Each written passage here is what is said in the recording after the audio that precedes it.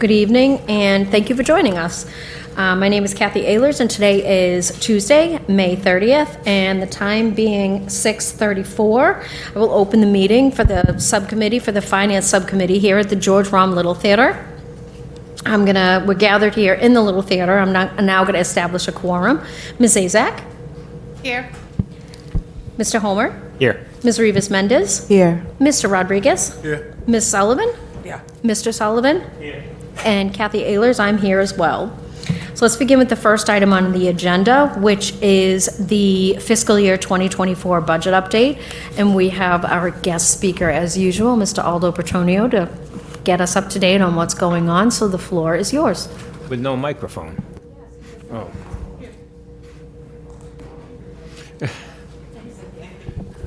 Thank you. Oh, he's got one. He's coming.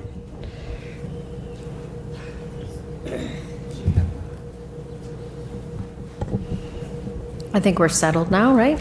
Yes. Perfect, okay. All right, so since the last meeting, we had reviewed the total number of certified cuts and, pink slips, blue slips we had sent out. Since then, the executive team has met, superintendent, and we have worked on the non-certifieds, which is basically any employee that is not a licensed teacher or not in a union, a one-to-one contract, custodians, paras, MTAs, administrative assistants. So in going through that list, we went literally union by union, pretty much line by line, and we looked at, vacancies, we looked at retirements to see what we could have for a total number of cuts to help get our budget back in line. And we put together 146.5 either cuts or do not fills. Now, of that number, that we allowed room to redesign some of the positions and also to basically riff certain positions and have them apply back for their positions. We'll probably end up around 105, 110 of actual total positions that were eliminated or reduced, at least until we get to September 1st, at which point we'll again see where we stand with our total number of students and the needs that we have for the system. So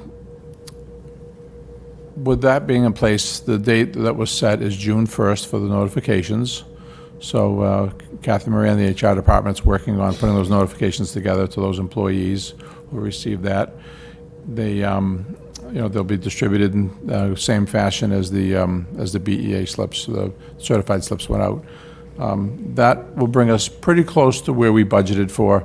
We were looking at close to $4 million in savings in those positions, and that'll pretty much get us there. At this point, what we don't know again is the total number of students we'll have with the enrollment come September.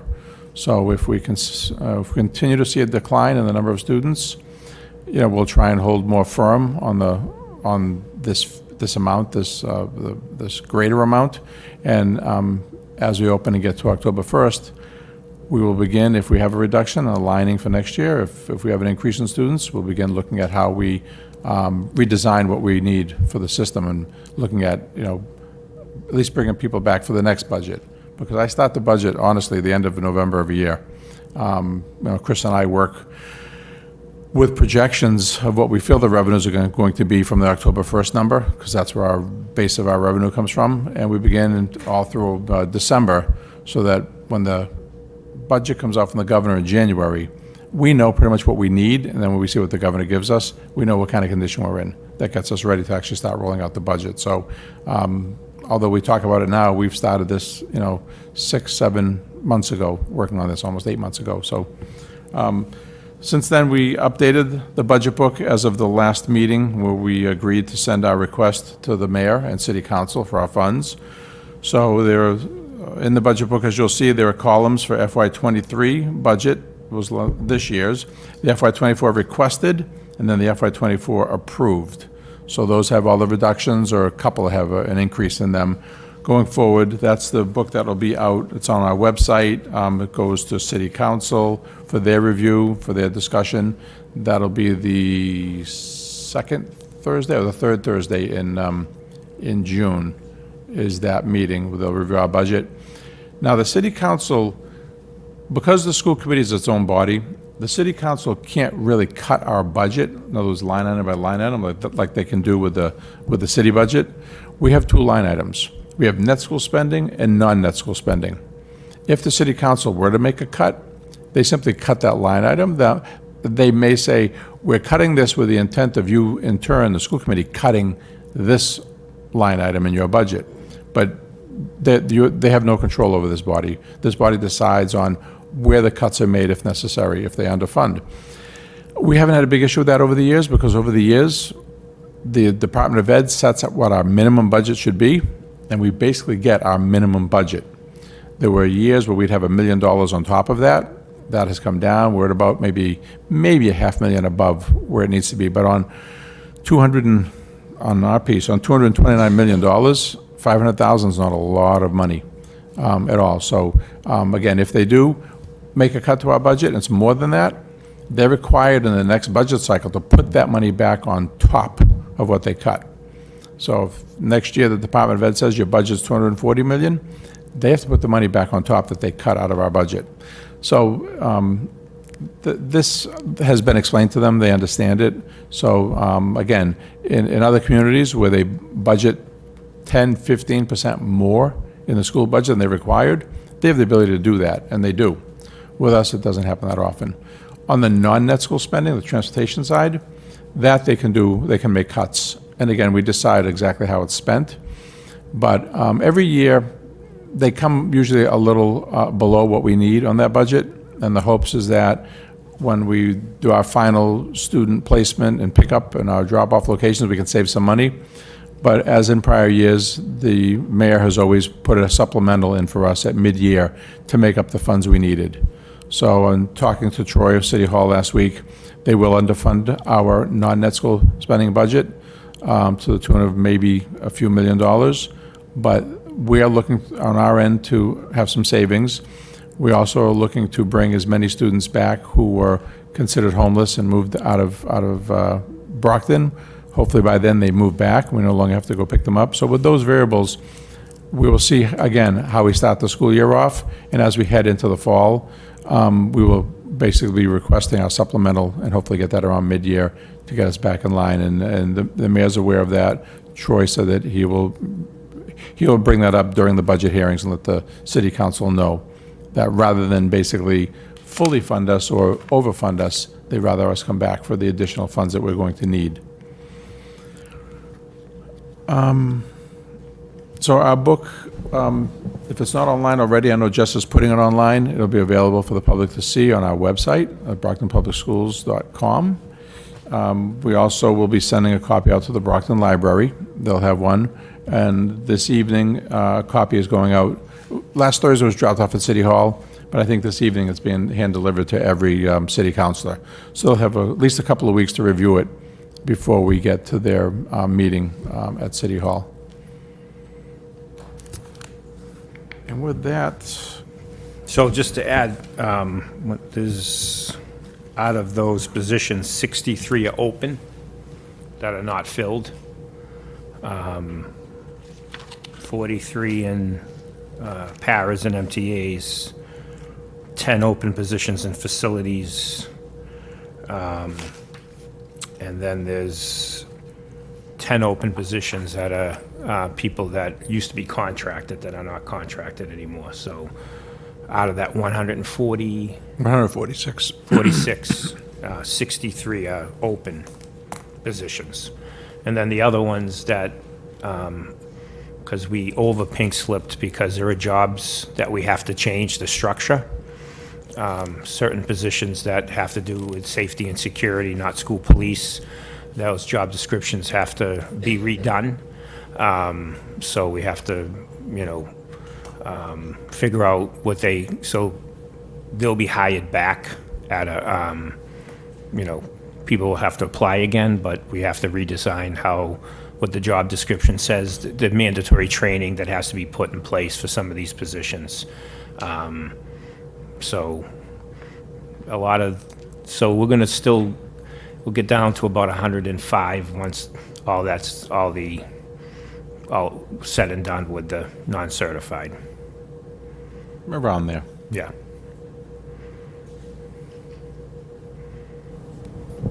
Anything in particular we should know about the non-net school spending? I know we spent a lot of time talking about the net school spending, and that's kind of like the meat Sure. and potatoes, but I feel like we're just kind of like, I'd like to talk a little bit about the non-net, just if you could give us a little bit more insight to that. Absolutely. And I can see it's balanced now where you had your conversation with Mr. Clarkson, but I was just so that our constituents kind of understand, like you said, there's two line items. There's net and there's non-net. And so Exactly. what does that mean? So this budget that we're submitting is our full request. Like I said, the city is not going to meet the full amount. They're going to come as close as they can to it, and then we'll discuss making up the balance as we go. But basically, our largest cost is our salaries of all the employees. Right now, we have about 129 drivers full-time. We actually need to get around 138, 140 to meet all the number of vehicles that we have. So, and that contract was negotiated, and the salary that is in there is what is reflected here. In the office, there's a handful of staff, as you'll see detailed on page 41. There are some RIF notices that went out in here, I think a total of 3 positions in this area. So we'll be, again, looking at, because our students move so much, even within the city, every September, every October, they have to redesign the routes and basically recalculate who's going to do what.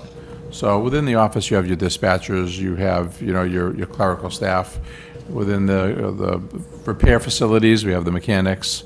But really what changes a lot are the drivers.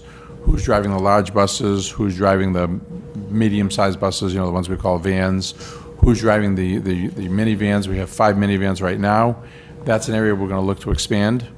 So right now we hire private vendors for a lot of our pickups, and that's quite expensive. As we get more minivans ourselves and we get more 7D drivers, we'll be able to do those ourselves. And what's great is that if there are drivers, they belong to us, we can send them on multiple routes, so they can pick up for each tier that we have. And again, we save quite a bit in having them. So we're constantly training new drivers. We're constantly training because people have to maintain their licenses. So again, we factor in, if you went through, I'm just looking at page 40, the summary of the budget. We have our regular ed transportation, which is, when I say the easiest, it means everybody has a set route. What changes every year is maybe the pickup location. So again, we have a computer program that downloads every one of our students with their home address, and then it determines where the stop should be, how many students should be at a stop, what size bus you need. So, and then the superintendent and the transportation director, they'll discuss if they need to move a stop or not.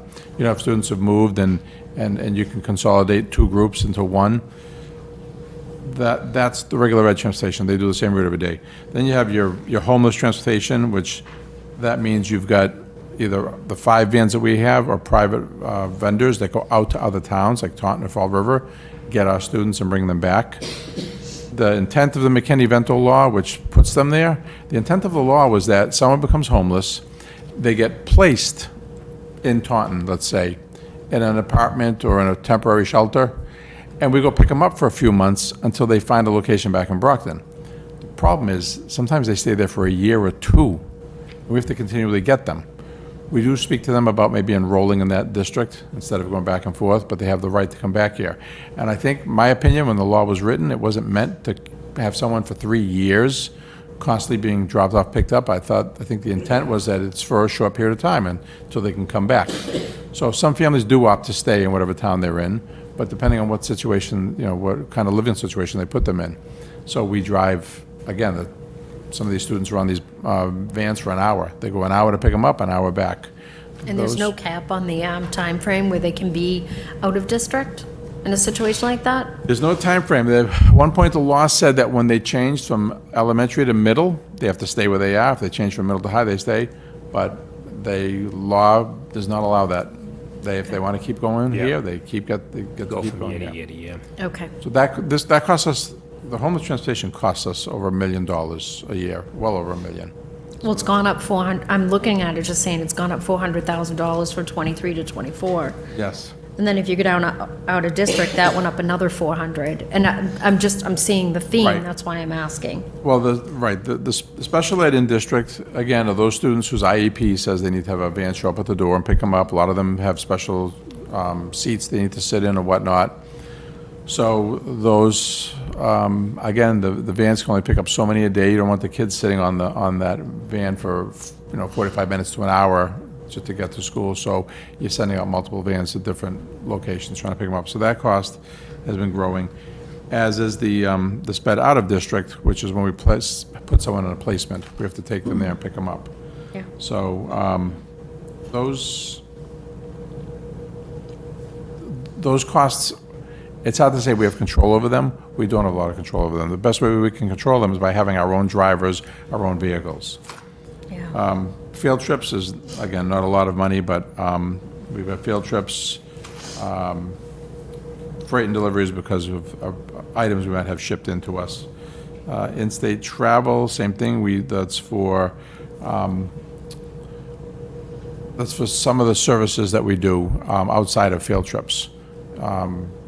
JROTC and stuff like that. Mm-hmm. Right now, we currently lease at the Brockton Fairgrounds, $535,000. We're still working with the mayor's office, trying to find a permanent location that we can have the city buy, and then these funds will be allocated towards paying that.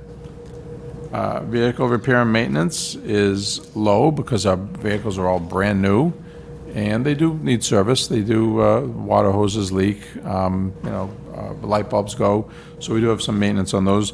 As the years go on and the vehicles get older, that line item will increase. So, again, our mechanics are great at keeping these things up and running. And we did rush through originally all these buses to get them to us in time during the pandemic.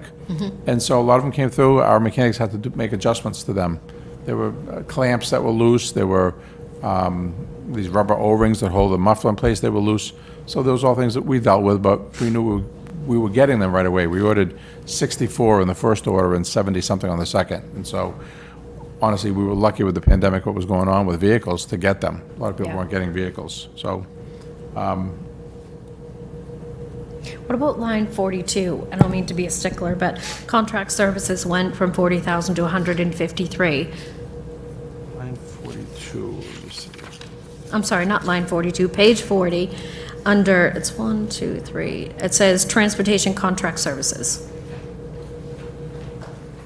Transportation contract services, that is, I'm doing this from memory. I know, sorry. The contract services are the software programs that we use for our cameras, our GPS system. We have equipment that monitors the buses to tell us how they're running. Versatran. Versatrans, that's the program Lays that out the routes. plans the routes for all the students. So that's what those are for. And the line item's gone up again because we bought some of this in 22, we bought some in 23, but now we're fully operational and running, so.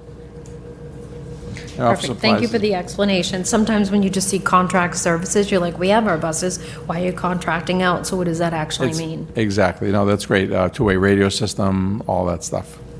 And honestly, this is the first time we've ever had buses that have everything in them.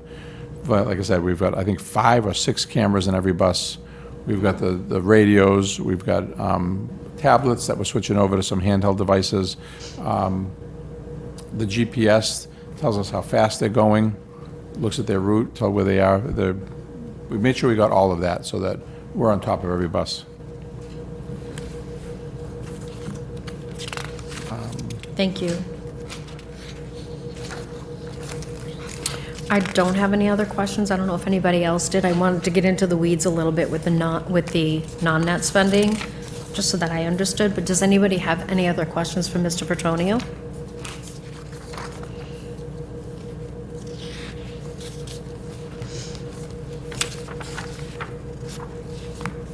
Do you need a vote on this Aldo, tonight? can I look at, where did we put the cell phone bags? They're under contract services. Yeah, can you- I'll tell you where. the same line item or a different one? I just want to know, because we're meeting with the vendor soon. I want to Yeah. make sure that It's under the, Page 30C, 30C. number 60. Okay, thank you. All right. Oh, yeah. Just, Just in case. I know when they come, I'll offer 50. Okay. well, I would think that having Brockton in there, Yep, we'll see what we can do. yeah. I'm just trying to, we have to schedule an appointment with the person, so I knew it was in here, but I was looking for it today and I couldn't remember where exactly it was put, so. If it is And we're over, hoping that with the DESI's announcement about really reviewing cell phones in schools, it sounds like they're gonna provide some pilot money. I think Mr. Rodriguez sent me the article. I think they're gonna fund some pilot money for schools to pilot things like these cell phone bags. So hopefully, if that comes out before the next school year, and obviously we'd be a district to pilot it, that could pay the tab and you can put that money somewhere else, which would be a positive thing. Yeah, well, Yes. that's great. So we'll keep an eye on for whatever DESI sends out doing just, about that. this money is just really for Brockton High, if you decide. Oh, no, I know. I'm just hoping if they give us more money for pilot, I'm sure some middle schools and stuff would Some of the middle schools. pilot the program. But this would, if they, it would also cover the Brockton High as well. That's what I'm hoping. That's what DESI comes out with some money. It would pay this tab and pay for some other things around cell phones. Do we have to vote on, Mr. Sullivan? Well, the one that, I guess, page 2 on the local aid influence, Page 2 on the, in the very beginning, on the very beginning, okay. the 2024 Congress Committee, zero. Do you have a date that's gonna come out, or? We don't have to vote today. It could be any time from now till July 1st. It all depends on when they finally settle. I heard that the House budget, the Senate budget was just approved by the Senate with their amendments. So now we're waiting for the Compromise Committee, so it could be any time. And that could change things either way? That could change things. It could, hopefully put more money our way. Yeah. We won't know until that comes through. If it does raise our net school spending, then we put in for a supplement with the city come July 1, because we'll be done with the sessions before, their budget hearings are third week, and we'll be done with the sessions. But we put in for a supplemental at that point. So it's happened before. We put in for supplementals. Doesn't usually change too much, but if it does, it'd be great. So, but the final date is usually July 1st? No, the final date is whenever they get to it. They Oh. they themselves want to get out of session, so they try and do it by July 4th because they want to be done. Yeah. But there's been times it's gone till September, till they've had an agreement on It it. depends on how far apart they are. Yes. Yes, and they've been pretty Depends on how close. far apart the House and Senate are with their different bills. I think they're within, they're within a few $1 million of each other right now. Yeah, it's not far off. All right, thank you. That's a good question, though.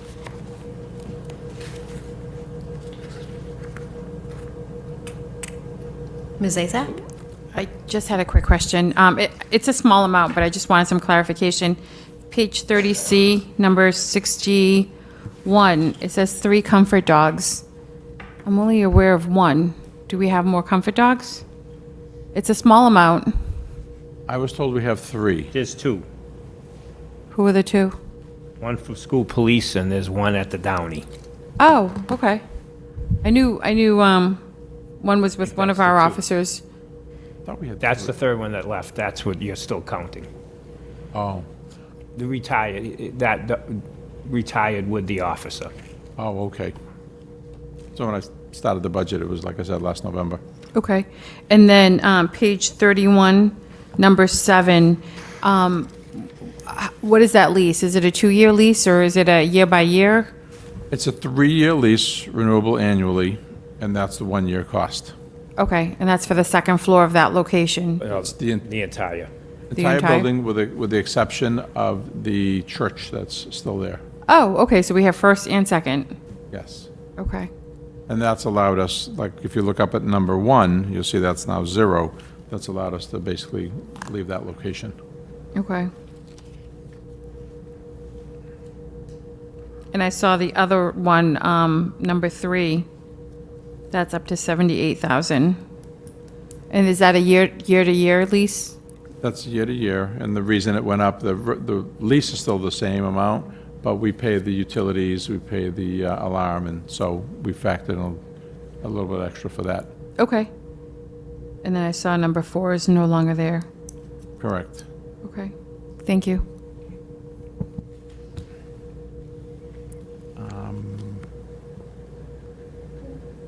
Mr. Rodriguez? Just to piggyback off the comfort dogs, what's the money allocated for? Is that for them taking care of the dog, or is that like, It's, what is that? it should be for vet visits, it should be for any, needs a dog might have, but it's primarily like for vet shots, and it's, what's the amount, let me see.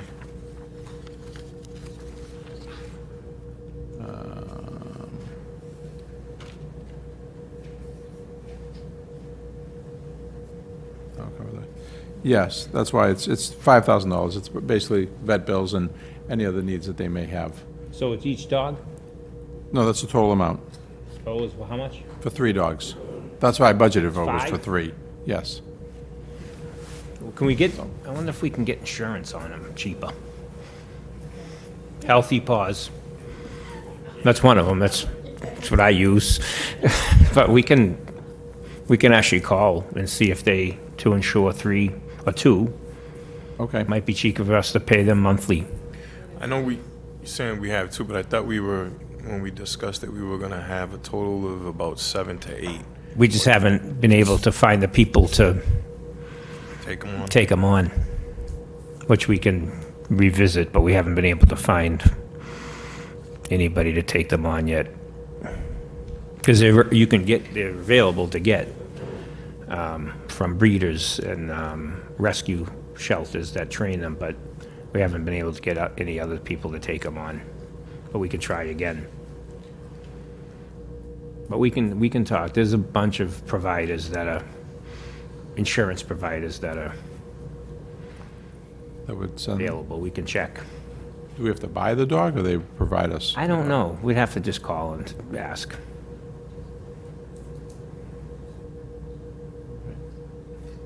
They reimburse up to 80 or 90% after you pay you have to pay a fee.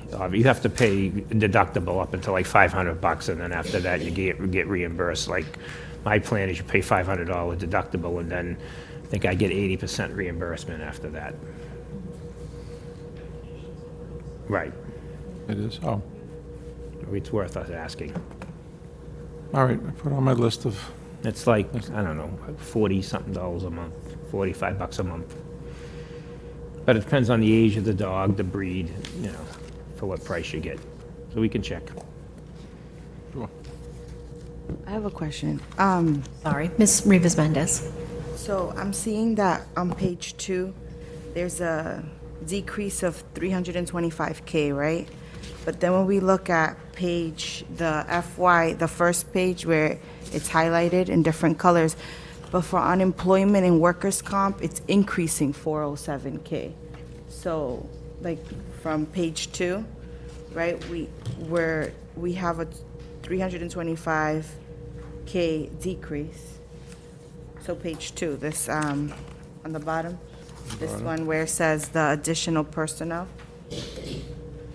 right? When you, like, subtract it from Well, there's, year 23 to I'm sorry. 24. The additional Then- personnel is in 2 spots. So additional personnel is on lines, page, on the main sheet on number 2, and then if you go all the way down, again, you'll see page 2. So there's in the certified section and non-certified. Okay, so then, is that the same thing from Yes. page 2? So those 2, yeah, 450 and where's the second one? And 500. So it's 950, wait a minute. There's 450 requested and then 350. Oh, 350 Then approved, 550 yes. requested and 425. Yeah, 425 and the 350 equals the 775.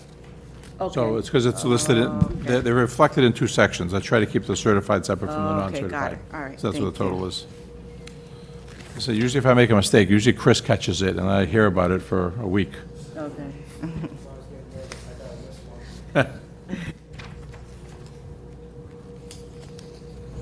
Ms. Azak? Mr. Petronio, page 30B, I'm just curious, what is the school messenger communication system? It's right under 32 for the IDs, but what is the messenger communication? That's a text message, isn't it? Yes, But didn't we do away with that, so we can get the Enforce 911? not Or yet. am I, Oh, you mean the text, like, when we text parents information?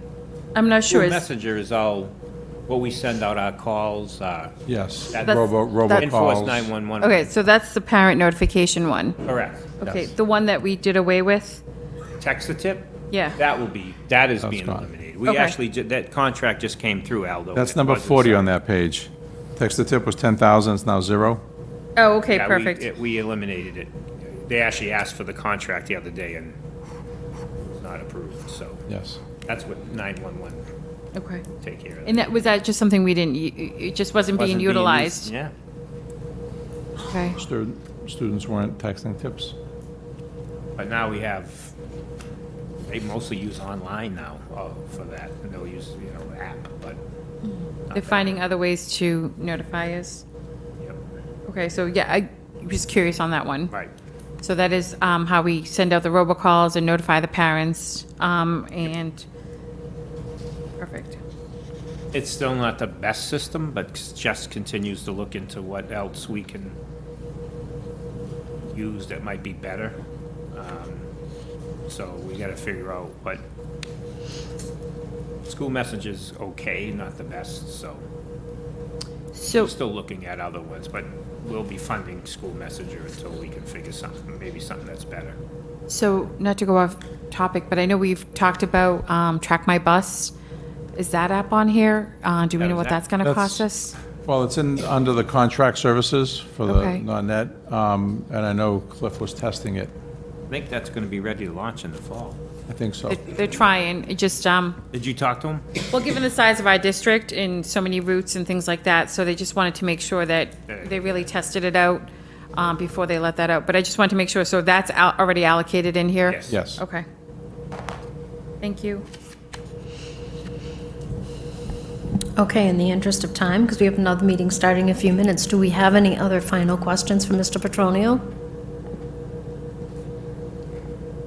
All right, I will entertain a motion to adjourn. Motion. Second. Ms. Sullivan, and then properly seconded by Mr. Homer. Can I get a show of hands? Okay, thank you.